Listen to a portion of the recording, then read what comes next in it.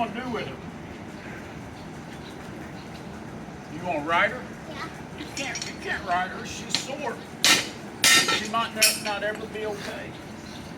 We just drop her off in the river and let the snake ride it a couple times, and she takes it away from him. So Poppy's got to go buy a paint horse.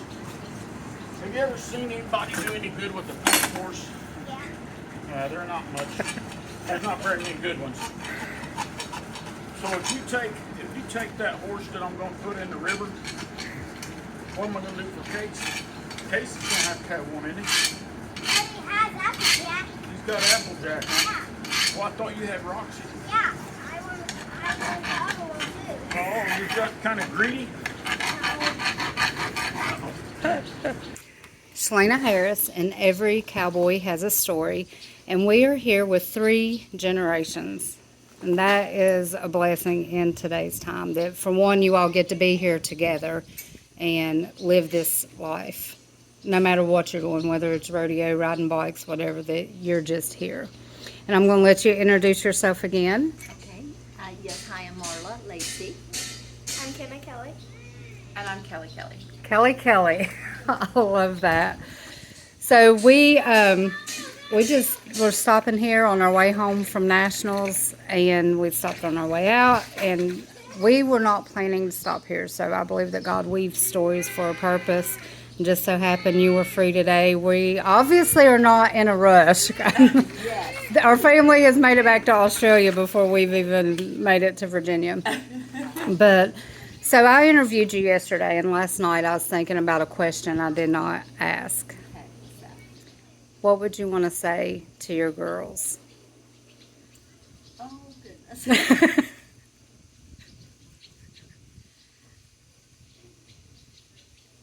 Well, there's a lot, of course, that a mom wants to say to their girls. But life is short. And you just need to live every moment to the fullest. And be happy. Be happy. Be true to yourself. Absolutely. And just love Absolutely. one another. Absolutely. All right, Miss Kelley. Yes. I'm going to let you introduce yourself and just tell me a little bit about. I found out that you were high school rodeo, so how amazing that it just comes full circle. It comes back around. It does. So yeah, I went through Illinois High School Rodeo, got a full athletic scholarship to go to University of West Alabama. Met my husband now, my first semester down there, so I don't know, 20-something years ago. We lived down in Alabama for a couple years after I graduated, and growing up, it was kind of our job to help with training the thoroughbreds and stuff like that, not at this location, but a much smaller farm. And so when Luke and I were down in Alabama, this place had came up for sale, and the deal was if they ended up buying it, that we would move back, and which was fine with me because I knew that I was very open and honest that I would not have kids down there that far away from my family. Like I wanted to come back if we were going to move on to that step. So anyway, that's kind of what brought us back here. And now we live about 45 minutes south, which I was still driving up to work here every day up until 2 years, whenever I got breast cancer. And so then that kind of slowed down. And now I just train horses personally there at our farm. We have an indoor and an outdoor and stuff like that. So we just pretty much do barrel horses and quarter horses now, not so much the thoroughbreds. What were some of your favorite events to compete in? I would have to say breakaway. Probably the breakaway roping was my favorite through high school and college rodeo. That was exciting. When you look back on your life and that you had the opportunity to get to rodeo and rodeo with high school rodeo, because you can rodeo at these little small jackpots and stuff, but I feel like when you get to go to high school rodeo and experience that scale of a rodeo, it changes the athlete that you are. Poppy's armpit. Listen, she has 2 boys, and they've done stretched a bike for any of the team ropers. So they are like super cute. They're wild. All But boy. They keep our life interesting, don't they? Kendall was the only child for a long time, and I don't know what we would do without them. I think she has a list. Exactly. You know, the rodeo atmosphere is wonderful. They really become like your extended family, and you trust them with your children, and they trust you with their children. And you know, next week we're doing a clinic, and we've got about 15 girls coming to stay at our house. And so most of them, you know, their parents know me, and we've rodeoed for years together, and some of them I high school rodeoed with. You know what I mean? And so now I have their kids, and so it's just wonderful. And like their kids rodeo with me. Right? Yes. Yeah. There's like the team roping. My team roping partner that we qualified to nationals our senior year. His son rodeos with Kenna now, you know, so it's just, it's so neat to kind of watch and, you know, watch these kids grow and learn, and it's amazing. So obviously this is definitely a lifestyle you would want to bring your kids up in. It is. There's definitely sacrifices, you know, that have to be made. But I think that as a family, you just have to prioritize, and figure out, you know, if you'd rather spend a couple hours at the lake on the weekends, or if you would rather be together every day as a family and work towards the same goal.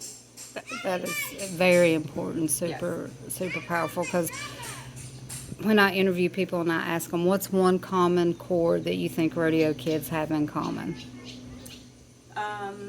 I would say work ethic. Yes, everybody has said work ethic. You know, it teaches you. I call it the arena of life. Okay, so you have your rodeo arena, which is also so comparable to the arena of life.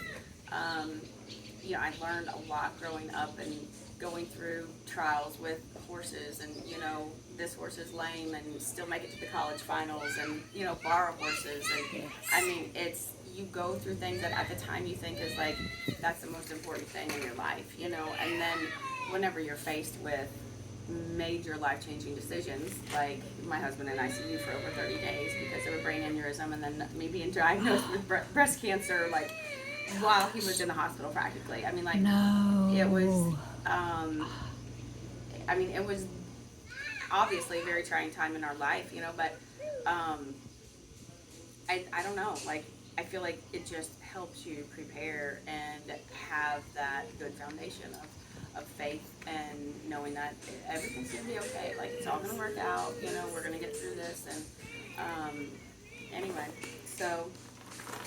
I say the arena teaches the kids how to lose humbly. Yes. And how to win. Yes. And you have to be quick thinking. Yes. You know, just to overcome anything. So it does prepare for life. Yes. All right, young lady. So you obviously are in the not high school rodeo, but in the rodeo. Yes. So how old are you? 12. 12. Yes, ma'am. And you're a great big sister. Yes, ma'am. What do you compete in? I compete in the youth rodeos that are around me, and I do every event. What's your favorite? Probably poles. Poles? Why poles? Because you have to be really quick thinking, and You do.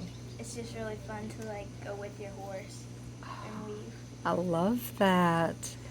So what would you like to say to your mom and dad for the opportunity that you have to get to rodeo, because not every kid gets this opportunity? Yeah.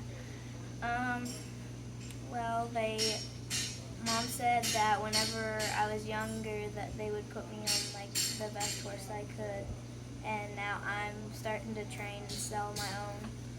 Very good. And I already sold one of them that was with my first money that I bought. So I'm just really grateful. Very good. Very good. So what goals do you have for this year? Probably get to, because I'm going to do little britches this year. Yes. So hopefully qualify in the events that I'm going to compete in. So That'd be good. What is one of the biggest things that you've learned from your family? probably like don't get frustrated. That's a good lesson. If you figure out how to do that, let all of us know because it happens. Probably just take a deep breath and like calm down. And like whenever my mom and my dad were going through all that, I would take my horses and I'd just go on a trail ride by myself and just talk to my horse. That is good. That is good. I say, buy a girl a horse, and they'll leave the boys alone. So right now, you all call him Poppy? Yes. Poppy is shoeing your horse. Yes, ma'am. So tell me about your Poppy. Well, that used to be his horse.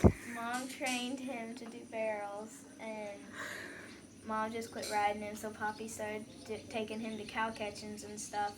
And then my dad was like, "You're never going to get on that horse because he's kind of goofy. He's scared of everything." And then 3 years later, I'm winning the barrel races on him. And stuff, so. Congratulations. So you've talked about the obstacles you faced as a family, and that's not paying bills, going to work, keeping upkeep on things, taking care of kids. That is just in your face life. What do you do with that? You take it one day at a time. Whenever I was first diagnosed, like my goal was to try to go through it with grace. And so Kenna was like 9, I think, whenever I first was diagnosed. 9 or 10. And,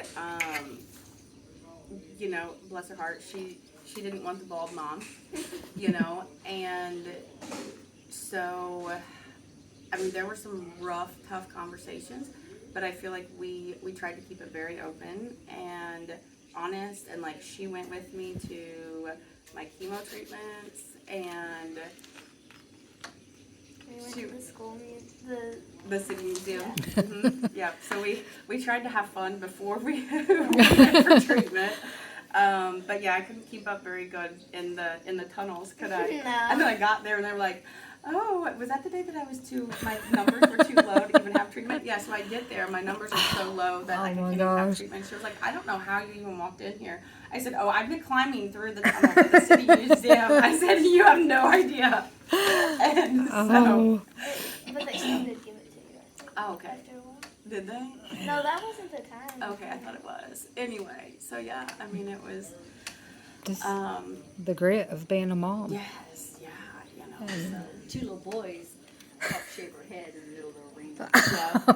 Oh, gosh. Chair and got the clippers out. They helped do that. Did they have fun with it? Or? They did have fun. Jenna did not want to participate. She was not excited about it at all. Oh.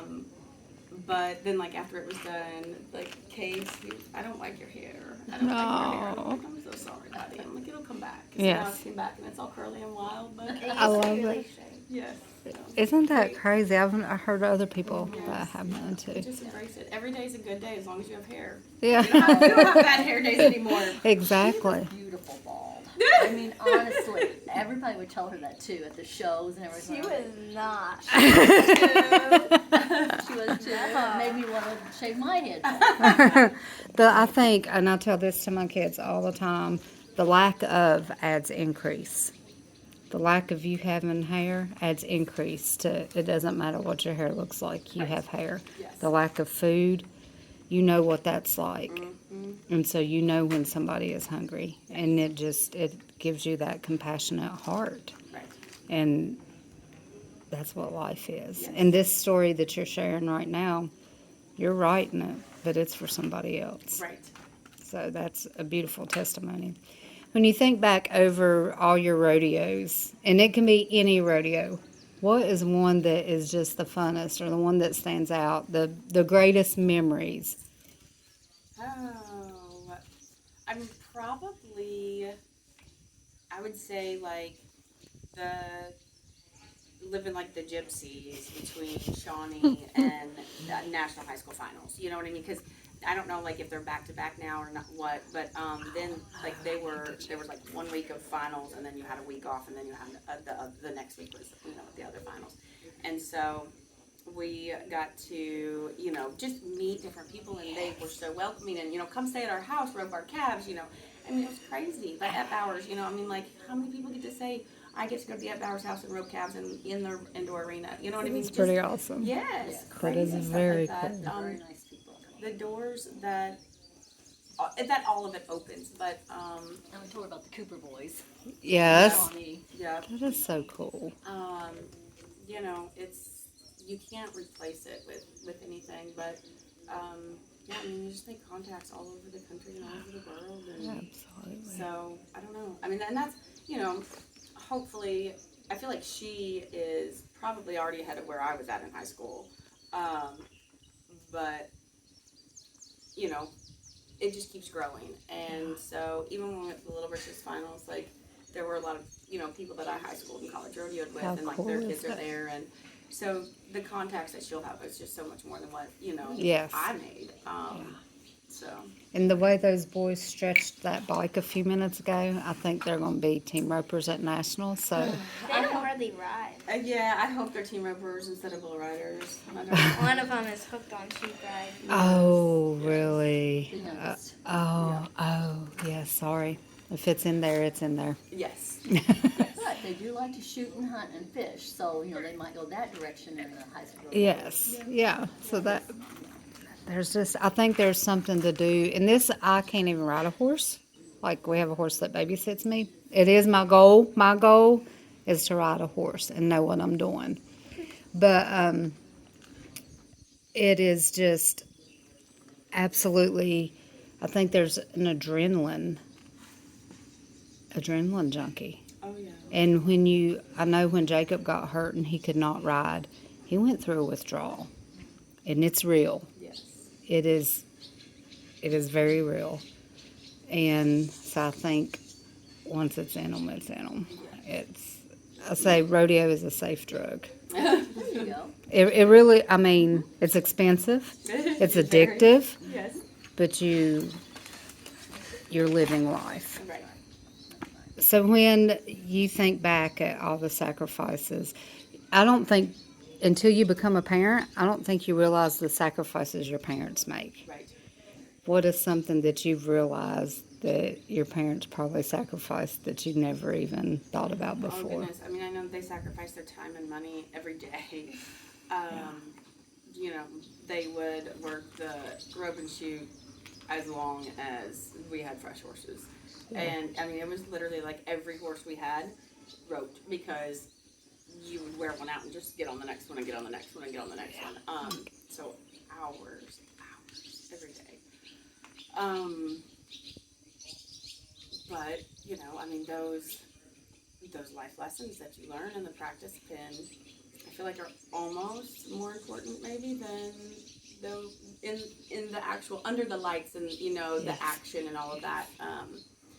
You got to have some grit to get through the practice pen struggles. The work it takes to get to the lights. Yes. Yeah.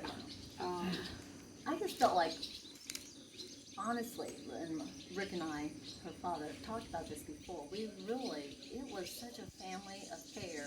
The girls were such hard workers that, and we would tell them, we can do this, but it's going to take all of us. Yes.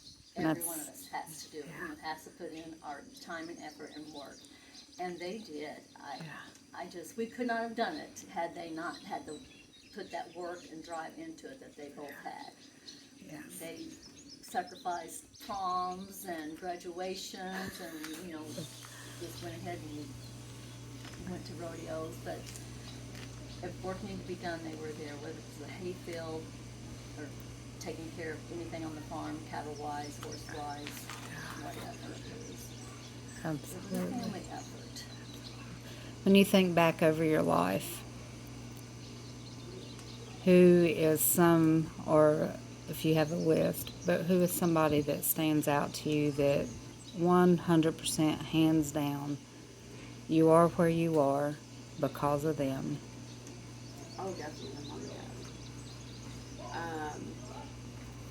and dad. And my papa Pete, he he had race horses and pulling horses, and so it was 3 generations coming to me, and there'd be 4 generations to her as far as horse training in some aspect.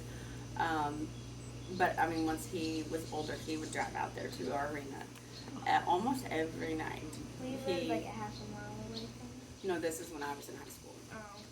Oh. But yeah, he would come out there every night and sit in his truck and watch us rope. And, I mean, oh my gosh, such a hard time. He was a very rough man, but very, very driven. He was very successful. And so, he would push a lot, but it made us better, He saw your potential. Yes. Yeah. And so then, yes, we were lucky enough. Whenever Kenna was born, we actually just lived right down the road from them, and it was every day he'd just come and sit in the yard and watch her like toddle around, and so it was great. How precious is that? Yeah. Sometimes we would ride our horses down there to him. Yeah. Oh. So, when you talk about training horses, what is something that is very rewarding about that? I would say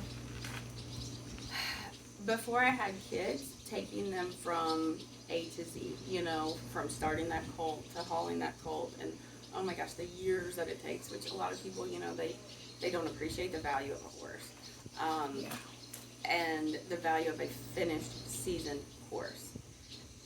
And I have this conversation a lot with my lesson kids, and there is no way around that besides someone has to put in the blood, sweat, and tears to get them there.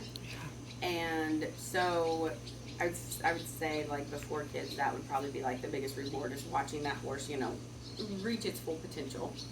And not all of them are going to be 1D barrel horses, but hopefully, most of them will be. And then, like, where we're at now, I feel like my biggest reward is to have her step over on colts, that we've raised and we've trained and stuff like that. And even client horses. Yesterday I put her on a maturity colt and was like, looking through.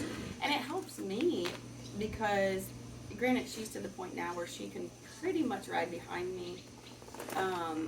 But I can watch her and pick out like little holes or flaws, or okay, he's picking up on this too much from her, so I need to work on that. And so I feel like it helps me with my training as well, because I can kind of pick it apart. Not in a bad way. Sometimes I can pick my own training apart. Yeah, okay. So when you have the opportunity to train these colts and ride along with them, what is most rewarding to you about that? Probably like getting on as many as horses as we can, because right now we have about 15 total horses at my house that are training and that are just ours. And it helps you to become a better rider, to ride as many horses as you can, and they're all different. In whatever they do, they're all different. That is very good. You're pretty awesome to be 12 and doing this. You're doing a great job. I'm super proud of you. So when you look at your daughter and you see that she's following in your footsteps, she's in a good circle. Well, I probably have to tell her I'm sorry that I've cursed her with this disease.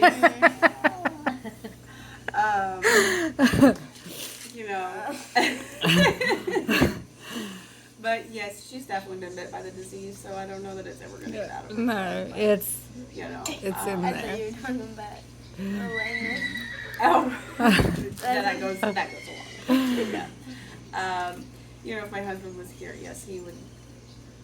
Sometimes he gets a little aggravated because it's just there is so much, and it's so time consuming. Yes. And it's not a 9 to 5.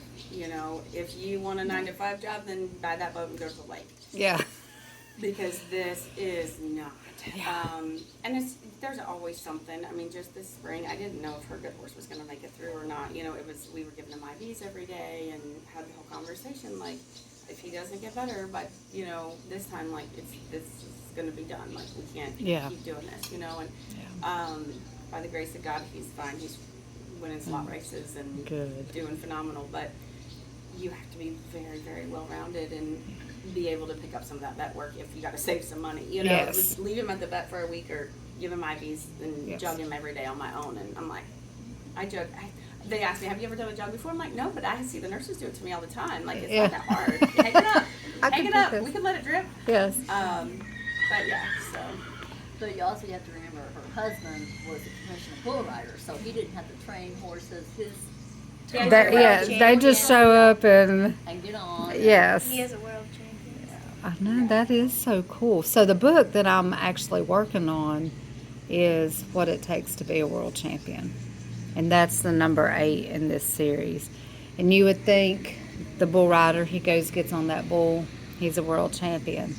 There had to be somebody to find that bull, because you can tell that these bulls love to buck. They love to do their job. Yes. And it just, one thing led to another, and it made me think there had to be a little girl that had the passion to train a horse to be a great barrel horse. And then you had to have somebody raise the grain and the hay and all the things, the farrier. Like, there's so much more that goes into a world champion than just that 8-second ride or that good.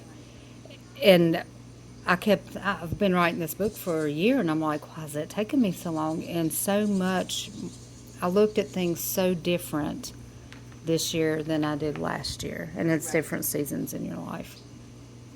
What is something that you think it is a must that it takes for a world champion? I mean, probably perseverance. You know, because you're going to lose more than you win most of the time. Yeah. And especially, I know, like, watching him, you know, go through his journey. I mean, rough stock, it's unheard of to ride 80%. You know what I mean? Oh, like, yeah. So it's a mental game. Like, you got bucked off 10 in a row. How are you going to come out of this? Yes. And, you know, fees are not cheap. And we were struggling to make ends meet, you know? And so you just have to set your priorities and really figure out what's important and what's not. Yeah. When you're facing, okay, you have your health, you're a mom, you're a wife, you're a horse trainer. When you're juggling all these things, what advice do you have for the woman who is juggling the same things and she is just like, I can't breathe. Yes. I cannot breathe. One day at a time. That's, you know, every day whenever I would get up and it would be hard, or, you know, I felt horrible. And me and Luke's agreement was, like, don't ever go to the barn and feed for me, because that was, like, that's my thing. The barn is my sanctuary, you know, and he did offer, and I was like, I will get up and I will get out there in just a minute. Like, you just let me take some nausea pills for a second, and then I'll get out there. Yes. But, yeah, I mean, I don't know, just A lot of praying. yeah, I mean, I had such a great circle.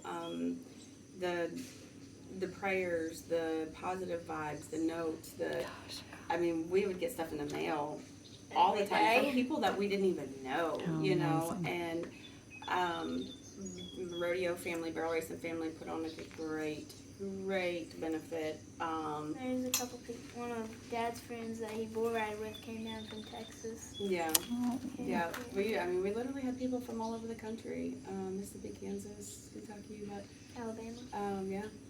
So That's incredible. You know, Your circle matters. yes, your circle matters. Yes.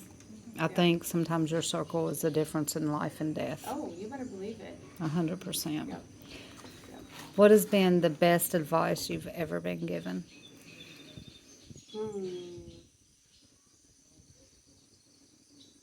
Gosh, that's a hard one. It's, I don't what's the know. best advice you've ever been given? Don't give up. Don't give up.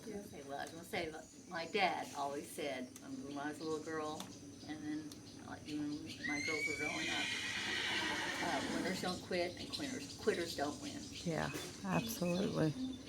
I asked my cousin the other day, I said, remind me again why we do this. Because we're both kind of in the encouraging ministry, tell people about Jesus field. And I'm like, remind me again? He said, because quitters don't ever win. I was like, oh, yeah, okay, I got you. Yes. Yeah. So, what would you want to say to your husband? Probably thank you. He makes a lot of sacrifices for us, and you know he followed his dreams early in life. I feel like, but his obviously bull riding career can't last forever. Correct. Where I feel like our careers can last a little longer. So he has pretty much took a back seat for everything that he enjoyed to let us go on and do our thing, and he has to stay home a lot whenever we go to the barrel races because we've got so many horses and colts that have to be fed. So. He's a big cheerleader. Yes. That is awesome. I just want to thank you for your time, and I just pray blessings from the top of your head to the soles of your feet for generations to come. And can we highlight your parents for just a minute? Of course. Like, they are absolutely amazing. First of all, I was going to get a video of your dad brought us some beef. I didn't know you all had beef. I'm so excited to eat this evening. But he's like, I'm just going to see if I can get these cows moved over. I was like, sweet, I'm going to make sure my phone's charged. I went, I put the coffee on, and I was going to come back to get a video, and he was done. I was like, where? I couldn't even one-man see him. show. I was like, there was like 50 cows. I have a picture. There were like 50 cows right there. And then they were gone. And I was like, you're kidding. So and I'm going to share this, we like had zero food. I mean, we had like some squished cereal bars and, just stuff like that. We finished the last of our leftovers last night. And we were like, we'll get up and we'll run out real quick. And then you made breakfast. So my kids are like super thankful for that. I mean, we were like, okay, we'll just run out and get some sandwich stuff because you just eat whatever. Yes. Right, we've been there. I was joking. I was like, we're only like one step above homeless right now. But we have food to eat, just in a joking manner that we're showering outside. But so thank you for she's like, I had some extra. I was like, oh, I wonder how much is extra. She cooked for us. It wasn't I had some extra. She cooked and brought juice, and it was such a blessing. What are some of the things that your parents do that are just like, They keep my brothers. They are the best babysitters, aren't they?